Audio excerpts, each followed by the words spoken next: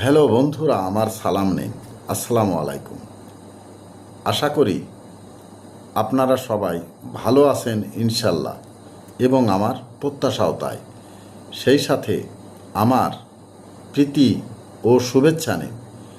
আজ এ পর্যায়ে যে বিষয়ে কথা বলবো তা হচ্ছে, পুঁথিগত শিক্ষাই সব কিছু নয়। শিক্ষাকে মনে প্রাণে অনুধাবন করতে হবে।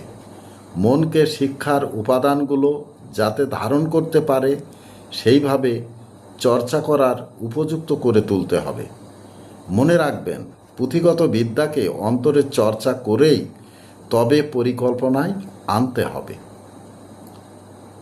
এ পর্যায়ে এখানেই রাখছি। ততক্ষণ পর্যন্ত সবাই ভালো থাকুন, সুস্থ থাকুন এবং নিরাপদে থাকুন। শুভকামনা নিরন্তর সবার জন্য সবসময়। ধন্যবাদ ফেসবুক মেটা, ধন্যবাদ সকল বন্ধু সহ সবাইকে। আবার দেখা হবে অন্য কোনো ভিডিওতে। আল্লাহ হাফেজ।